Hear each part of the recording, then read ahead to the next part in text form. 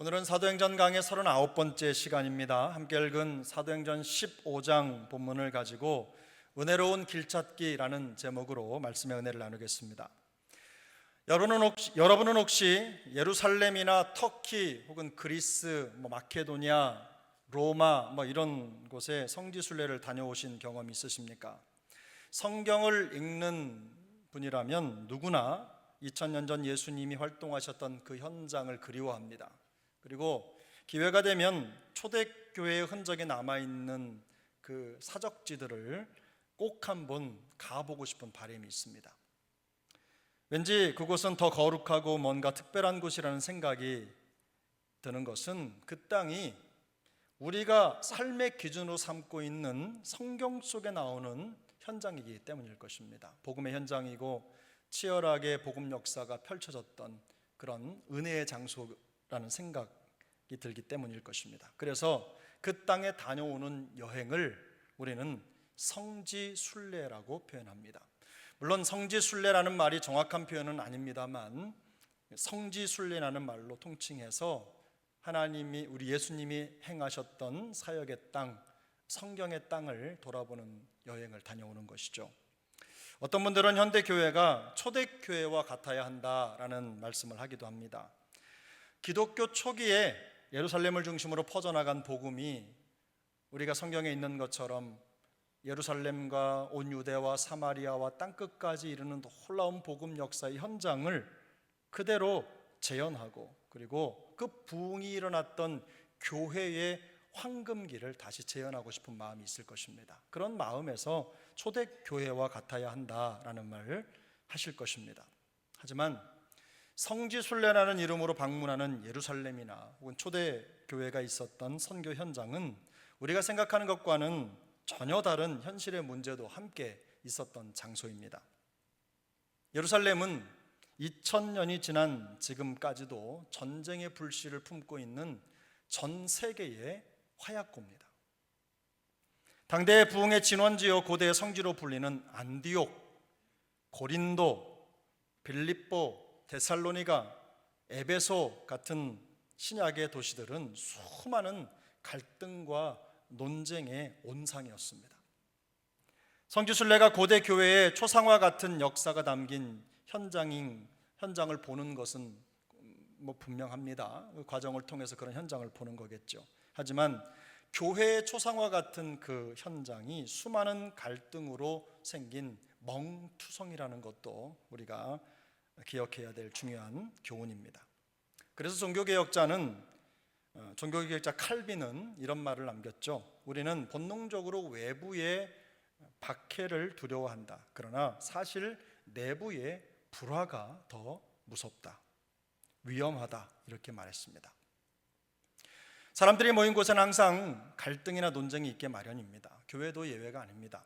어쩌면 교회라서 특히 더 그럴 수도 있습니다. 문제는 사람들이 모인 교회에 갈등이 있을지 없을지에 대한 여부가 아닙니다.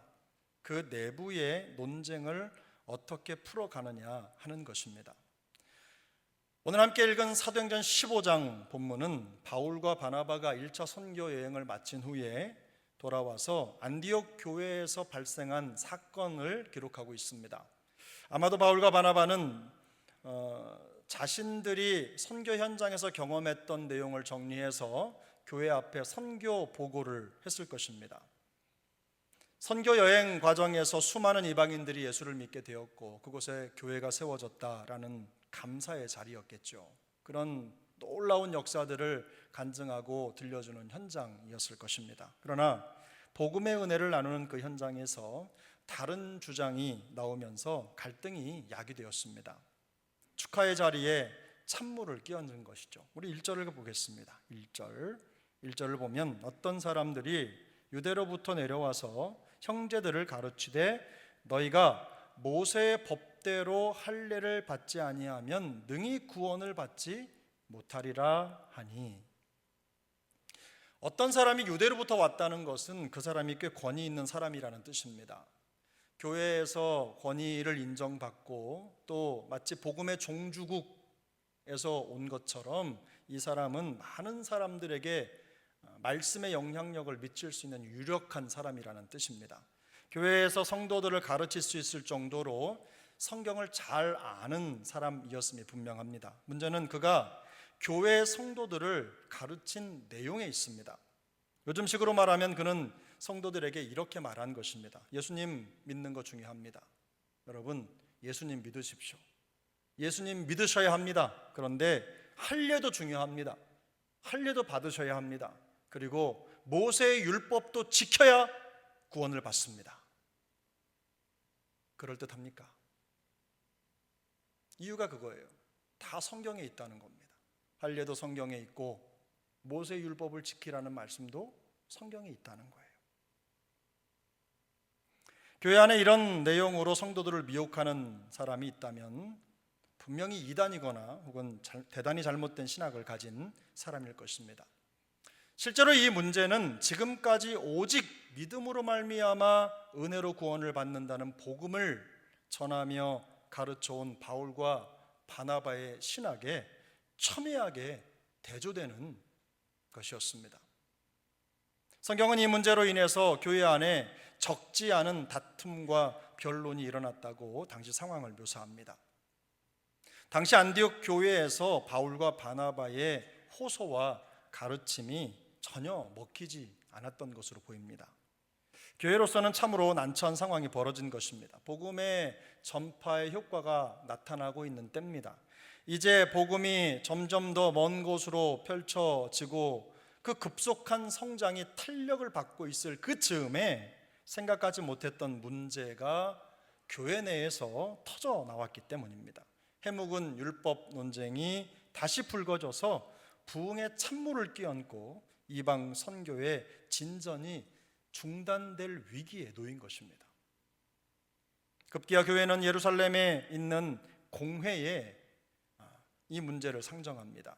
아마 지금으로 말하면 노회나 총회쯤 되겠죠. 그 상위 기구에 이 대립과 갈등의 문제를 상정하고 중재를 요청하기에 이르렀습니다. 사실 이 문제는 이미 충분히 논의되었던 문제입니다.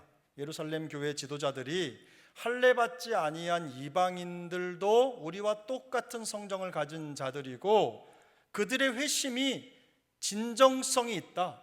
하나님이 그들에게도 회개의 은혜를 주셨다라는 선언을 이미 했습니다. 우리 사도행전 11장 2절 3절 말씀인데요, 함께 읽겠습니다. 베드로가 예루살렘에 올라갔을 때에 할례자들이 비난하여 이르되 내가 무할례자의 집에 들어가 함께 먹었다 하니, 우리 11절입니다. 사도행전 11장 18절, 죄송합니다. 18절 함께 읽습니다. 그들이 이 말을 듣고 잠잠하여 하나님께 영광을 돌려 이르되 그러면 하나님께서 이방인에게도 생명 얻는 회개를 주셨도다 하니라. 무슨 말입니까? 유대인들은 얼마 전에 베드로가 이방인 백부장 고넬료의 집에 들어간 일을 두고 베드로를 비방했습니다. 비난했습니다. 무할례자의 집에 들어가 함께 먹고 마셨다는 것입니다. 유대인으로서는 할 수 없는 일을 행했다고 비난한 것이죠. 베드로는 당시 성령께서 하신 일의 자초지종을 공회 앞에 설명합니다. 이 설명이 끝난 다음에 유대인들은 이 모든 일들을 하나님이 하셨다는 걸 인정해요. 그래서 비난을 거두고 이방인들에게도 회개의 은혜를 주셨다는 것을 인정하고 하나님께 영광을 올려드립니다. 그 내용이 바로 좀 전에 우리가 읽었던 성경의 내용입니다. 그런데 이 똑같은 문제가 또다시 불거진 것입니다. 공회의 결정과는 상관없이 무슨 개인이 제기한 문제일 수도 있겠지만 똑같은 문제가 반복이 되는 것입니다. 문제의 심각성을 인식한 공회는 이 문제를 심도 있게 논의하고 여러 차례 변론의 과정을 거쳐서 다음과 같은 결론을 내놓습니다. 첫 번째, 오직 예수 그리스도의 은혜로 구원받는다. 예수 그리스도의 은혜로만 구원받는다. 11절입니다. 그러나 우리는 그들이 우리와 동일하게 주 예수의 은혜로 구원받는 줄을 믿노라. 베드로의 고백입니다. 베드로는 이방인 고넬료 사건을 계기로 해서 하나님께서 이방인들에게도 성령을 주셔서 깨끗하게 하시고 그들이나 우리나 차별하지 않으셨다는 점을 강조합니다. 본문 10절을 보면 그는 강한 어조로 이렇게 말합니다. 너희가 어찌하여 하나님을 시험하여 우리 조상과 우리도 능히 매지 못하던 멍에를 제자들의 목에 두려느냐. 할례를 받고 율법을 지켜야 한다는 바리새인들의 논리를 정면으로 반박한 것입니다. 그러면서 유대인의 사도였던 베드로는 그들이나 우리나 동일하게 주 예수의 은혜로 구원을 받는다. 이 복음의 핵심을 확인하고 공회 앞에 천명합니다. 두 번째로, 구원받은 모든 성도들에게 변화에 대한 열심이 필요하다.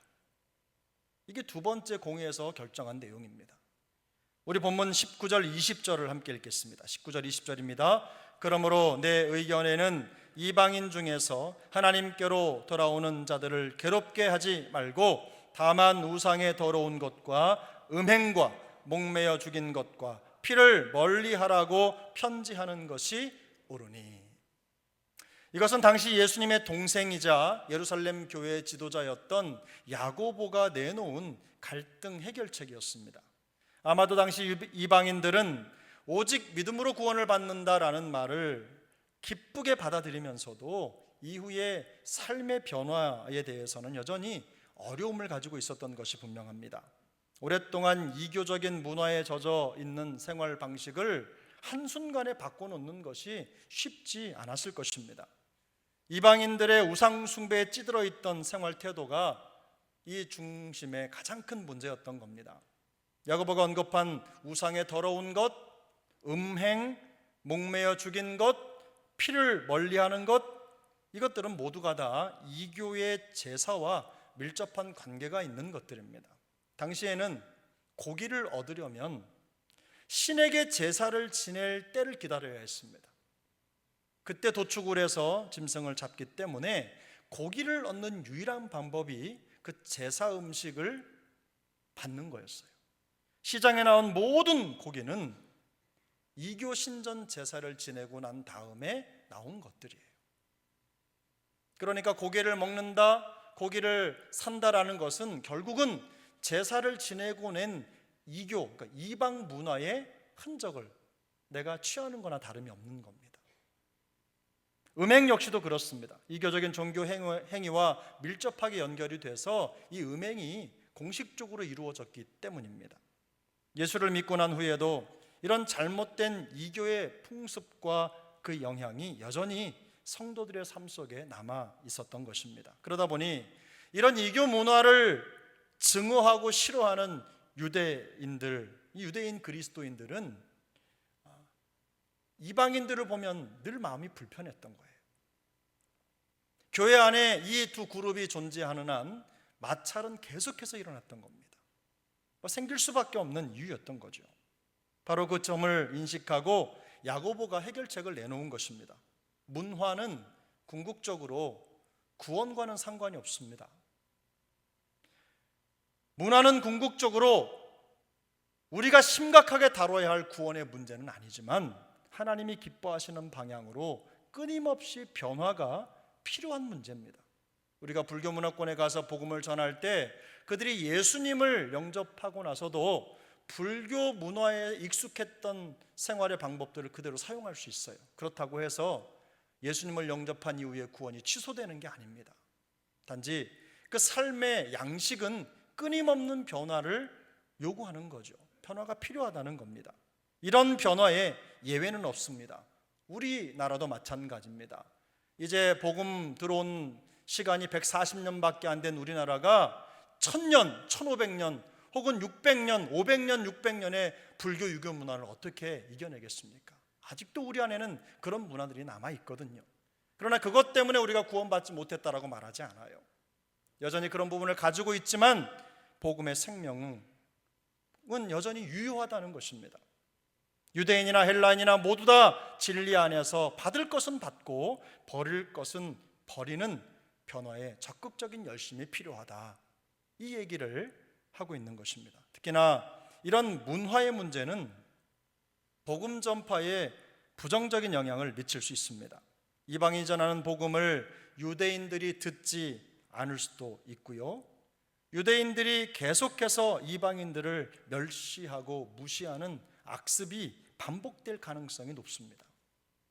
이런 차원에서 야고보의 해결책은 복음을 듣고 그리스도인이 된 모든 진영의 사람들이 좌든 우든 혹은 위든 아래든 어느 지역 사람이든 간에 예수님의 사람이라면, 복음을 받아들인 사람이라면 변화가 필요하다는 것입니다. 하나님이 기뻐하시는 문화로 바꿔가야 된다는 것이죠. 사실 해묵은 문제를 중심으로 교회사에 남은 이런 갈등과 분쟁의 일환은 결코 즐겁지 않은 역사의 한 부분입니다. 세상에 누가 갈등을 좋아하겠습니까? 세상에 누가 분쟁을 좋아하겠습니까? 우리 역시도 갈등이나 분쟁을 싫어하는 건 마찬가지입니다. 우리 시대에는 이런 일이 다시 반복되지 않기를 바라는 마음이 간절합니다. 하지만 다양한 생각과 생활 문화를 가진 사람들이 한 곳에 모여서 공동체를 이루는 현장에서는 의견의 충돌이나 갈등은 불가피할 것입니다. 다만 우리의 목표는 이런 불가피한 불편을 충분히 예상하는 것입니다. 또한 그 불편이 우리 공동체의 특징이 되지 않도록 최선의 노력을 기울이는 것입니다.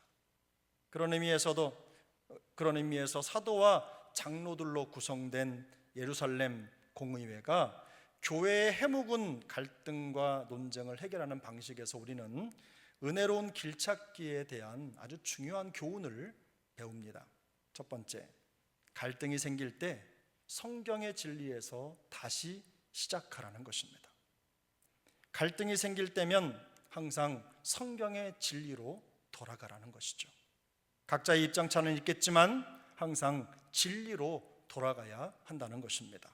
본문 12절입니다. 우리 한번 12절을 같이 읽겠습니다. 온 무리가 가만히 있어 바나바와 바울이 하나님께서 자기들로 말미암아 이방인 중에서 행하신 표적과 기사에 관하여 말하는 것을 듣더니.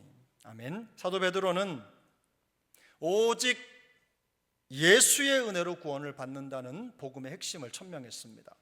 바울과 바나바는 성령이 하신 일들을 간절하게 간증을 했어요. 진리를 천명하고 성령의 일을 증언하는 동안에 사람들은 말을 멈추고 가만히 사도들이 말하는 것을 들었습니다. 온 무리가 가만히 있어 말하는 것을 들었다라는 표현은 복음의 진리 앞에서 아무런 할 말이 없다는 뜻이기도 합니다. 자기의 생각을 내려놓고 진리와 성령에 순응하고 있는 것입니다. 사실 구원을 받기 위해서 할례를 받아야 한다거나 모세율법을 지켜야 한다는 것은 예수 그리스도의 복음 진리와는 동떨어진 것입니다. 같이 갈 수 없는 문제인 거예요. 단지 유대인들에게는 너무 익숙한 방법이죠. 오랫동안 지켜왔습니다. 삶 전체가 그 율법 지키는 일에 매달려 있다고 해도 과언이 아닙니다. 할례가 그들의 인생에서 가장 중요한 의식이라고 말해도 과언이 아닌 거예요. 그렇기 때문에 당연히 이방인들의 이교적인 문화를 참을 수 없는 겁니다. 내가 익숙한 것, 내가 잘하는 것, 그리고 내가 성경 말씀을 통해 배운 것들이 맞다고만 생각하기 때문에 이런 이교 문화를 즐기는 그들을 견디지 못하는 거예요. 그런 불편한 심기를 드러내고 있는 것입니다. 그들은 자신들의 눈에 거슬리고 불편하다는 이유로 문화의 문제를 진리의 문제로 둔갑시켜 버렸습니다. 관습과 전통의 문제를 진리의 문제로 바꿔놓은 것입니다. 우리가 속한 교회가 지나온 과거의 역사를 지금의 시선으로 돌아보면 웃음을 자아내는 일들이 적지 않습니다. 과거 어떤 시골에 목사님이 새로 부임을 하셨습니다. 어느 날 수요 예배 시간에 성도들에게 성경을 가르치기 위해서 OHP 기계를 옆에 세우고 설교를 하셨습니다. OHP 기억하시죠? 오버헤드 프로젝터라고 하는 건데 거기에 비닐 같은 거에 글씨를 써서 올리면 신기하게도 벽에 착 이렇게 나오는 거죠. 예전엔 참 그게 신기했습니다. 지금은 구닥다리가 되어 더 이상 쓰지 않지만, 근데 그 광경을 보던 몇몇 성도님들이 이런 말을 했어요. 성경을 말이야 들고 읽어야지. 거룩한 하나님의 말씀을 써가지고 벽에다 비춰? 저런 불경한 모습이 어디 있어? 이렇게 말한 거예요. 그 목사의 경건을 지적한 겁니다. 한 번은 중고등부 사역자가 학생들에게 선교 영화를 보여주었습니다. 당회에서 그 사역자를 불러서 주의를 주고 경고를 하는 일이 벌어졌습니다. 그 사역자가 화면으로 선교사의 사진들을 슬라이드로 보기도 하고 또 사진도 보는데 선교 영화를 시청하는 것이 무슨 문제가 되느냐라고 항의를 하자 어이없는 답변이 돌아왔습니다. 정지된 사진을 보여주고 말로 설명하는 것은 괜찮지만 움직이는 영화 화면은 강단용으로 적합하지 않고 강단을 가볍게 여기는 죄다, 이렇게 말한 겁니다. 여러분도 그렇게 생각하십니까? 예전에 우리 강단에 신발을 신고 오면 거룩을 훼손하는 사람으로 그렇게 공격을 받던 때가 있었습니다. 아무나 올라올 수 없는 공간이라고 생각을 했기 때문이겠죠. 그러나 지금은 성경 말씀, 어떤 분들은 성경책도 안 가지고 다니고 휴대폰만 들고 다니거든요. 여기에 다 들어있으니까. 근데 훨씬 더 빨리 찾고 성경 말씀이 화면에 나오는 건 우리에겐 일상이 되어버렸습니다. 이런 걸 더 이상 문제 삼는 사람도 없습니다. 그때는 안 되고 지금은 되는 이유가 무엇입니까? 그만큼 우리가 성숙했다는 뜻이기도 하고 성경을 보고 이제 많이 깨우쳤다는 뜻이기도 합니다. 그런데 놀랍게도 이런 사소한 문제가 교회에서 큰 갈등과 논란의 대상이 되기도 했습니다. 피아노를 이쪽에 두든 이쪽에 두든 그게 중요한 건 아닌데 어떤 목사님은 피아노를 이쪽에 둔 피아노를 이쪽으로 옮겼다고 사임을 해야 되는 상황이 벌어진 거예요. 이런 일들이 교회 안에 비일비재하게 일어났습니다. 진리와 상관없는 그런 문제들로 다툰 거죠. 유대인들의 문제가 무엇입니까? 자기의 선호, 취향의 문제를 진리나 거룩의 문제로 바꾸었다는 것입니다. 이런 갈등의 문제는 시제를 불문하고 언제든 일어날 수 있습니다. 그러므로 우리 주변에서 의견의 충돌이나 갈등이 야기되면 그 상황을 좀 먼 발치에서 볼 필요가 있습니다. 또 면밀히 들여다볼 필요가 있습니다. 이런 일이 있을 때 가장 빠른 해결책은 성경의 진리와 그 가르침이라는 사실을 기억하고 문제의 실체를 볼 수 있어야 하는 것입니다. 말씀의 진리에서 모든 것을 다시 시작해야 하는 것입니다. 우리 교회가 이런 교회 될 수 있기를 소망합니다. 두 번째로, 갈등이 생길 때 공동체의 덕을 세우는 쪽으로 다시 시작해야 합니다. 공동체의 덕을 세우는 쪽에서 다시 시작하는 것입니다. 오늘 본문 20절인데요 20절 한번 더 읽겠습니다. 다만 우상의 더러운 것과 음행과 목매어 죽인 것과 피를 멀리하라고 편지하는 것이 옳으니. 야고보는 이 20절 앞절에 19절에서 할례나 율법의 문제를 구원의 조건처럼 말하는 바리새인들을 향해서 하나님께 돌아오는 자들을 괴롭게 하지 말라는 일침을 넣습니다. 그리고 난 다음에 우상숭배의 문제를 언급합니다. 이방인들의 잘못된 우상숭배 문화를 지적하고 있는 것이죠. 그게 옳다고 받아들이는 게 아닙니다. 그걸 지적했습니다. 하지만 그들이 여전히 잘못된 문화를 버리지 못했다고 해서 구원이 취소되는 것은 아닙니다. 여전히 변화되어야 할 부분이 남아있을 뿐입니다. 다시 말해서 평생 이교 문화에 익숙한 삶을 살면서 배운 것들을 당연하게 여기지 말라는 것입니다. 그런 문제로 쓸데없이 유대인들의 반감을 불러일으키거나 복음 전파의 장애물이 될 어떤 행동을 하지 말라는 거예요. 그런 면에서 공동체에 덕을 끼치고 또 함께 살아가고 있는 사람들, 특히나 주변의 유대인들에게 복음을 증언하기 위해서 이런 일들을 더 주의해야 된다는 겁니다. 조심해라, 하지 말아라. 우리가 반드시 벗어야 할 일들이다라는 것을 강조하는 것이죠. 그런 의미가 이 구절 속에 담겨 있는 겁니다. 술을 마시고 담배를 피우는 습관이 한 번에 해결되지 않는다고 해서 구원이 취소되지 않습니다. 하지만 교회 공동체와 복음 전파의 덕을 위해서는 변화가 필요한 부분인 것은 분명합니다. 고린도전서 10장 23절은 이렇게 말씀합니다. 모든 것이 가하나 모든 것이 유익한 것은 아니요 모든 것이 가하나 모든 것이 덕을 세우는 것은 아니니. 사도 바울이 이렇게까지 말하는 이유가 무엇이겠습니까? 진리와 구원의 문제가 아니고 단지 문화와 선호의 문제라면 아량이 필요하다는 뜻입니다. 진리의 문제가 아니라면 공동체의 덕을 세우는 방법에서 다시 시작하는 지혜를 발휘하라는 말씀입니다. 교회는 법으로 문제가 해결되거나 정화되는 그런 세속적인 기관이 아닙니다. 법이 필요 없다는 말씀을 드리는 것이 결코 아닙니다. 세상의 어느 기관보다도 더 도덕적이고 윤리적이어야 하는 곳이 교회인 것은 분명합니다. 하지만 교회에는 법보다 더 중요한 것이 있습니다. 교회는 은혜의 덕으로 세워지는 은혜의 공동체입니다. 죄는 드러내야 하지만 죄를 드러내는 것보다 더 중요한 것은 그 죄를 은혜로 싸매는 것입니다. 그래서 성경의 진리나 교회의 질서를 허무는 중대한 잘못이 아니라면 은혜를 구하고 찾고 누리고 베풀기 위해서 한 마음으로 노력할 때 더 덕스럽고 은혜가 넘치는 교회로 견고히 세워지는 것입니다.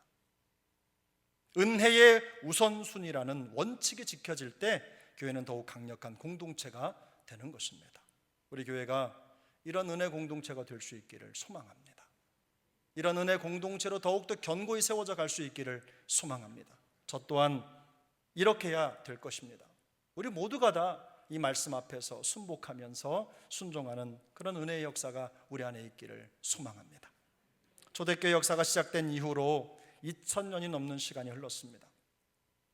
많은 시간이 흘렀고 시대가 변했습니다. 그때나 지금이나 교회 안팎에 남아있는 불가피한 갈등이나 논쟁거리가 여전히 남아있다는 점에서는 2000년 전의 교회나 지금의 교회나 다르지 않습니다. 그때나 지금이나 동일하게 수많은 다양한 분들이 함께 모인 교회 공동체에는 언제든 피할 수 없는 불가피한 논쟁의 요소가 있다는 겁니다. 수많은 부흥과 쇠퇴를 거듭해왔지만 분명한 사실은 교회는 말씀의 진리와 복음의 은혜를 굳게 지키는 것이 사명이라는 것을 잊어서는 안 된다는 것입니다. 이것이 우리 교회가 잡아야 할 동아줄입니다.